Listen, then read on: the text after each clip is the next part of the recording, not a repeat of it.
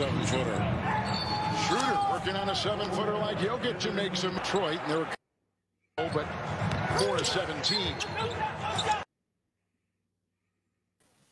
All right, and we're back for another episode of Lakers Fast Break Basketball. This is Gerald Glassford from the Lakers Fast Break, Pop Culture Cosmos, Inside Sports Fantasy Football, and Game Source. We truly appreciate everyone out there listening to all of our great shows. And if you can, please give us that 5-star review on Apple Podcasts. Plus, if you can like, share, subscribe, follow, or do anything that you can to support us right here at the Lakers Fast Break, it is truly appreciated. Well, in recent days, I've heard and actually seen a lot as far as what's going on in the NBA, especially the Western Conference. A lot of people are getting nervous in Lakerland as far as how good the Jazz are. In fact, they're going and playing extremely well on the road. Everybody's getting worried as far as how good the Clippers are looking, because the Clippers, outside of a hiccup in Brooklyn where they almost took that game as well, they've looked extremely good. Everybody was starting to think and ponder, maybe the Lakers aren't as really good as advertised, because they kind of struggled, had that tough game in Detroit. People were starting to wonder, could this be a more than a one-team race as far as it's concerned? Well, I think with the second half that they showed tonight against the Denver Nuggets, one of the hottest teams in the NBA, they proved without a shadow of doubt they are the team to beat in the NBA right now. Just seeing them at the top of their game is probably better than anyone else's. But again, they have to play at the top of their game. They didn't play at the top of their game in the first half. Kind of struggled, especially on the offensive end. But in that second half, they dominated on both ends of the floor. And to talk about today's game is a good man indeed. He is the mastermind behind LakerHolics.com. You got to go ahead and check him out today. All of his articles on Medium.com. And, of course, LakerHolics.com as well. LakerTom. And I'll tell you what, LakerTom, we've been waiting for the Lakers to really snap out of it.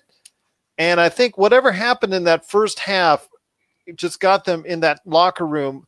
It snapped them out of it because they had a sensational second half.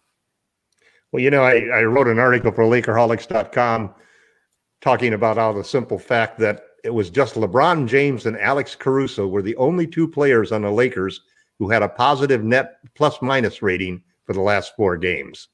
And we plummeted from, you know, our high rankings everywhere. Our defense was still holding on as first, but during that stretch, we really were suspect. And it was what was worrisome about it was the whole team. It was just LeBron and AD and AC who were the only two that were playing well. And then you go into a game like this and you figure that Marc Gasol is going to get a lot of pressure from playing against Nikola Jokic. He really did not have a good game against Joel Embiid. There were a lot of questions about our rim protection, but mostly it was our offense. We weren't hitting our threes. We weren't getting assists. We weren't getting, we weren't getting to the basket. We were getting beat in second chance points. We were getting beat in offensive rebounds.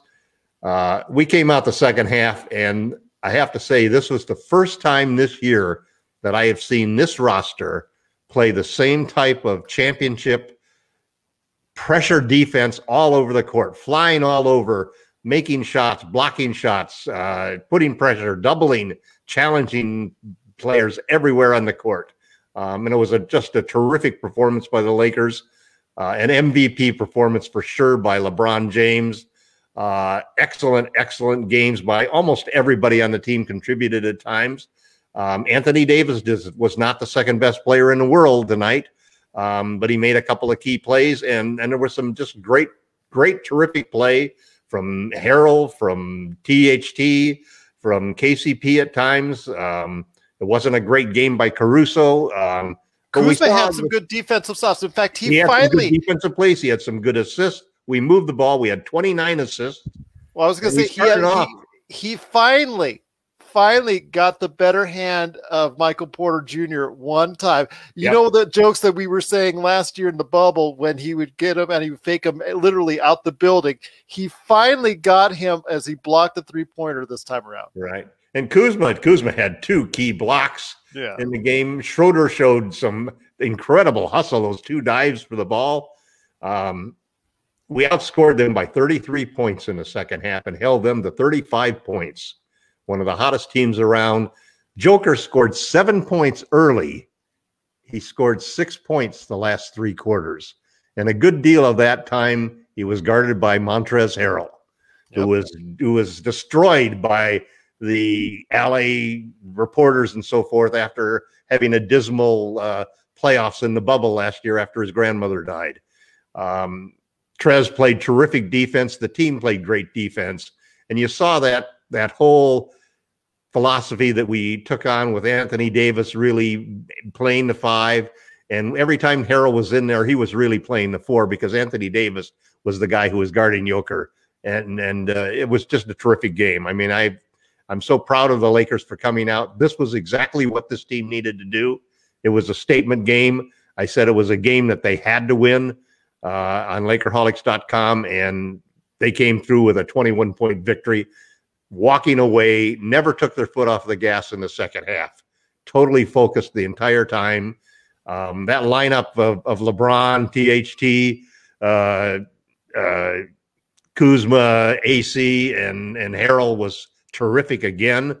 And then they combined that with AD and LeBron in that lineup with THT and Schroeder. That was there was some great combinations that were played in the second half.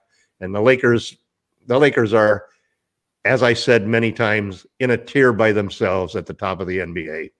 They certainly proved that tonight. They had an extremely good performance. This is the kind of night when you see them play at the peak of their powers in that second half, and you see that no other team, sorry Clippers, sorry Jazz, sorry Brooklyn, sorry Milwaukee, sorry Philadelphia, none of those teams, when these Lakers play like they do in the second half, there's no team that's going to match up. Yep. But I wanted to ask you this. You know, this is something that I wanted you to go ahead and also talk about. I know you're going to probably talk about it in your articles coming up on medium.com and also LakerHolics.com, is with Anthony Davis not playing as well as he can. This is something that's been mostly off for him this year. There's been very few games where he's been on. It's still nice to see that this other team hasn't, the other players have enough depth. There's enough depth on the Lakers team that they can go ahead and make up for that in a big game against a really good team in the Denver Nuggets. Yeah, I felt very strongly that one of the big discussions that's going on in the NBA right now is the formula for winning championships in the modern era. And I don't think it's the 3 superstars and no depth like the Brooklyn Nets have right now. I think the formula is having 2 great superstars who complement each other and a terrific deep roster. And this was what was most disconcerting to me over the last 4 games before tonight, is that everybody else, we went 2-2, but the thing that really bothered me was that of the 11 players in the rotation, 9 of them played terribly during those 4-game stretch. And only 2 players, Alex Caruso and LeBron, played great. Tonight, we got back to the normal thing. AD didn't have a superstar game. KCP really didn't have a great game. Marc Gasol had another disappointing performance. 2 points. Basically was unable to hit shots from the field and basically was left out most of the second half. He's becoming this year's version of JaVale McGee, I'm afraid. And you know what happened with JaVale? He ended up not playing a lot in the playoffs, and I think that may be the same formula that happens this year, assuming that Mark doesn't make it to the playoffs. But you're still having 2 or 3 players not perform well. The Lakers still came out and had 6 or 7 players play extremely well. Horton Tucker, I was just terrific to see Talon have a fabulous game. And he really contributed a lot. And Harrell, even though he started slowly, really picked it up. And Schroeder had a great game. He showed some effort on defense and so forth. And those 2 dives that he made for the ball and the steals and the hustle that he would make when he made a bad play were exactly the types of things that would have sent Staples Center crazy. So this was a great win for the Lakers. It got them back to playing at the level that they were capable of. And sometimes, you know, just like we found in everything that goes on in life, sometimes you need to hit rock bottom for a short period of time in order to just get inspired to come back and take that, after 2 steps backward, take that big leap forward where you're even better than you were before. The Lakers, you know, the beautiful thing about this whole thing is that AD is not playing anywhere near his potential. So imagine this team if AD comes back and starts to play at that level that he was before. And he probably, of all of the players on the Lakers, maybe was hurt most by having both the combination of the short off season and a couple of nagging injuries, including that heel injury that really sort of is the type of injury that prevents you from having the mobility that you normally have. And he seems a little bit slow, a step slow. And he's also sort of, I think, fighting. The Lakers want him to shoot threes. They want him to evolve into the player who's going to win multiple championships. And that's, in their minds, that's going to be a guy who is deadly from outside and opens the floor up for everybody else, including himself. And AD himself has said that he doesn't want to become one of those guys like he felt that Embiid had become, where he's mostly playing outside and not taking advantage of his natural height and ability to score inside. So it's a balancing act that you have to do when you're a player like that. LeBron has the same balancing act, when to take the three versus when to attack the basket. But I love today how LeBron basically was going downhill almost all night long. And he's almost unstoppable when you get that combination of him hitting the threes and attacking the rim. And the Lakers, you know, this was the best game of the year, in my opinion. I don't think they played a better game. For sure, it was the best half of the year. Yeah, I was going to correct you on that. For sure, for me, it's the best half of the year. I think they played a better 4 quarters game this year. Possibly. Yeah, but this was definitely the best half. I think we definitely the best half. I agree with you on that wholeheartedly on that. It was just something that was great to see. I mean, with the Lakers, like you said, it's something that I'm very concerned about with Anthony Davis continuing going forward. Obviously, Marc Gasol as well. That's still an issue. With Anthony Davis, I'm going to tell you right now, I think he's going to be voted in as one of the starters, most likely, you know, because of the popularity of the Lakers. And even if he wasn't, I think he would be voted to the reserves. I would think a great thing for the Lakers, and you can see how much I appreciate Davis because I have his jersey right behind me, and I do love him as a player. I think for him and for the Lakers fans, what would be best is if he didn't get on that all-star team as a way to say, you know what, you're not performing at the level we think you should be. You know, it's kind of funny. I know we're going to talk about the all-star teams, each of our all-star teams next time. Podcast. Yes. But I saw the East and West teams from the first round of voting. Yeah. And my immediate response was, man, that's going to be a great game. And it'll be interesting to see if they do some of the things that last year made that all-star game one of the best all-star games in modern times, at least. Yeah, really that's what my daughter and I were talking about as well. I agree. Yeah, so it's going to be great to see. I can understand your feeling about AD because he needs to be mad.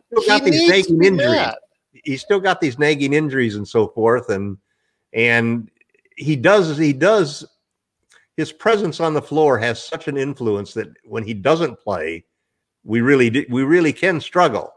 You know, in that Detroit game where he didn't play, we really were lucky to win that game, close it out at the end.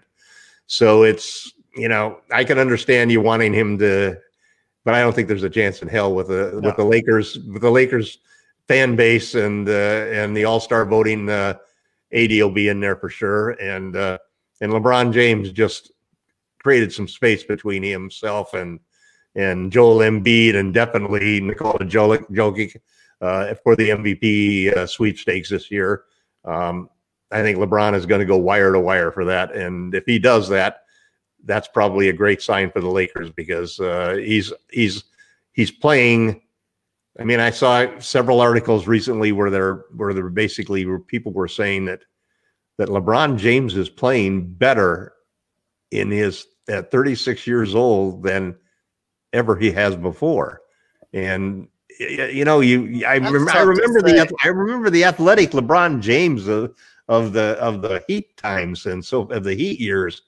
And in one of those years, he was shooting about 40% from three. He did. Well, he shot 40% one year, but the combination of the types of passes that he's making and the way he's still able to attack the paint and make those layups going downhill, he seems almost impervious. The guy is just a marvel. I can tell you right now, I will say Raphael's right. He's a cyborg. He is a cyborg. I will say that the cracks show on back-to-backs. Yep. Like it did in the Detroit game in that second half. I mean, that's where a younger LeBron, that's where the Miami LeBron or Cleveland LeBron may differentiate from Los Angeles Lakers LeBron, is you get the savvy and the intelligence that he has and the experience that he's gained. And he still has a wealth of talent, obviously, to draw from. But back-to-back situations, it's still tough for him, because that's when you start seeing little signs that Father Time is, you know, just a little bit tapping on his shoulder. But again, we'll take what we can get, because you see with 2 days rest what he can do. And and there is no question in my mind, and I think most observers of professional basketball, that LeBron James is still the best player on the planet, even at age 36. It's looking like it right now, especially with games like tonight. I think there's no question about it. He's reasserted himself as the leader in the clubhouse for the MVP voting, and also helping the Lakers to stay near the top of the NBA's Western Conference. Got to get that back in first place again, but right now they're just behind the Utah Jazz, I think, by half a game, and also as well they're tied with the Clippers. I think right now they're all in that 17-5, 17-8, 17-6, that type of deal. So we're going to go ahead and see what happens down the road. But again, I feel so much better about what the Lakers are doing after a performance like this. Yeah, I think what we're going to see is in the next 20 games, we're going to see the packing that you see at the top of the Eastern and Western Conference both start to stretch out.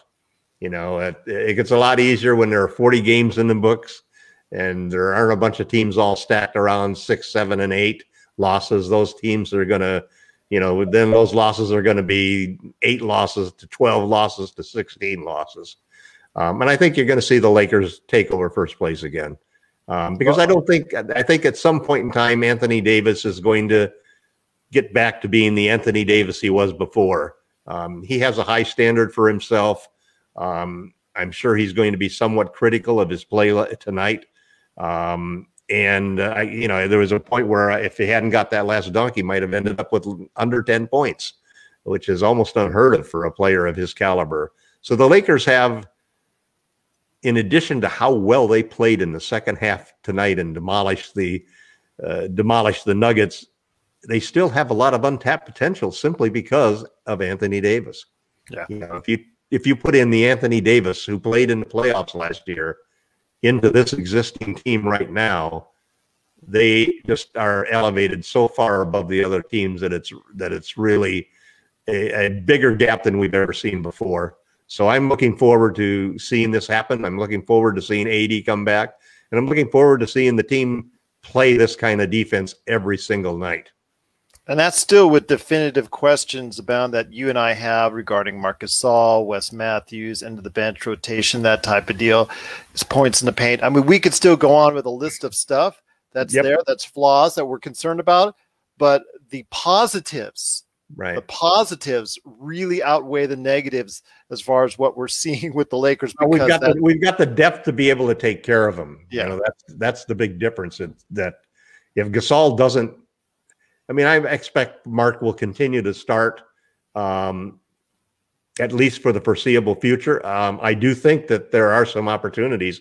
I mean, I watched the game between the Mavericks and saw them get beat tonight, and Golden State, and Golden State looked good. I mean, boy, talk about backdoor cuts. Those Golden State Warriors understand how and when to cut backdoor. But then again, the next game they look bad. I mean, I mean, all these teams, Denver, Golden State, Phoenix, They're it's like the in the nature, I middle. think it's the nature of the season. I think it's Yeah. the nature of the COVID season and everything.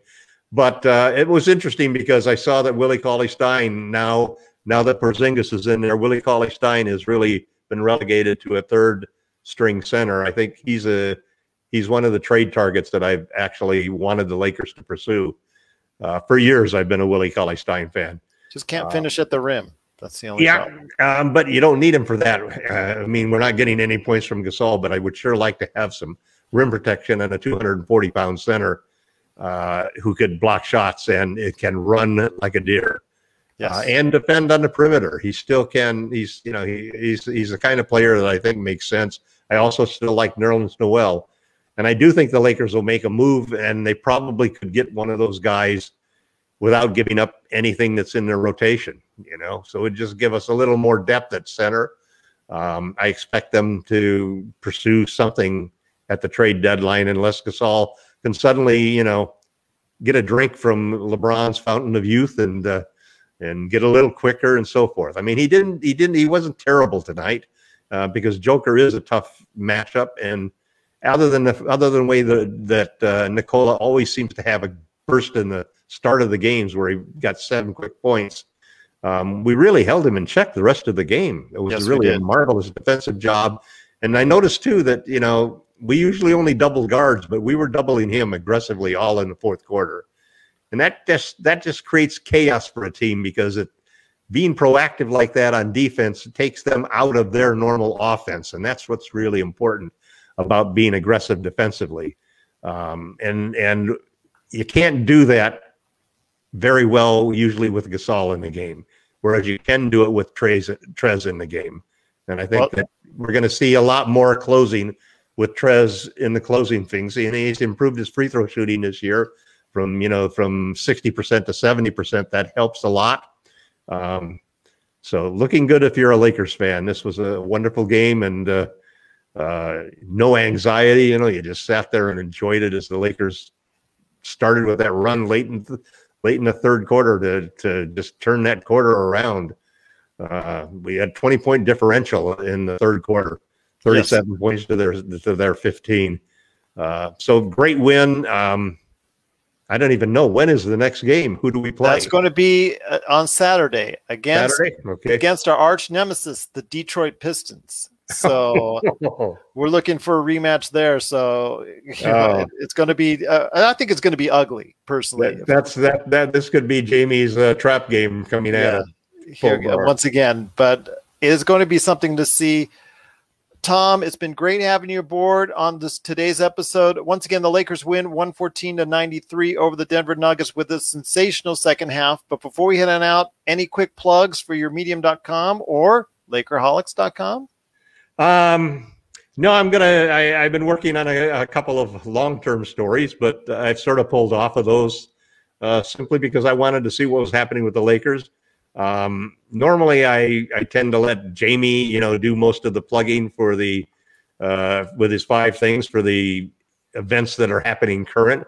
I did sort of break that mold yesterday or today by writing a story previewing the game against the Nuggets. And I was pretty harsh on the Lakers, basically saying that, hey, the team's got to come out and show what kind of team they are. So I made a challenge to them and boy, I was thrilled with the response that we got from it.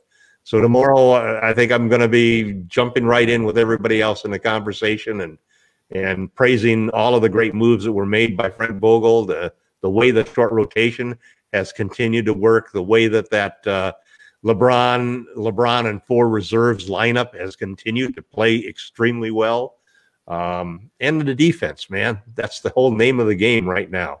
The Lakers defense is. Even during that 4-game streak where we played terribly and we defensive ranking was only 7th for those 4 games, whereas the offense rankings were all in the 20s. This was a defensive performance tonight that is going to even create more room between us and the other competitors in the defensive rankings. And so I'm looking forward to really just enjoying the win and gloating about it as much as I can tomorrow. And you'll be gloating about it right there at Lakerholics.com. Well, again, the Lakers win 114-93 with a sensational second half performance like we haven't seen at all this year. I mean, they've had great 4-quarter games, but nothing like we saw in the second half of this game. And hopefully we can package that, wrap that up, and hopefully unravel that once again on Valentine's Day when they go to Denver and play against the Denver Nuggets there in Denver. But their next game is going to be against Detroit on Saturday night, and we'll be here to cover it right after the game.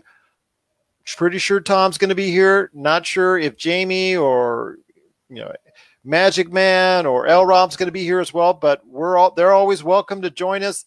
Again, the Lakers win 114-93, and we'll be here Saturday right after the game against Detroit. And we'll go ahead and make sure we give you a nice post-game report plus our picks for the NBA All-Star team. That'll be coming up on Saturday right here at the Lakers Fast Break Podcast.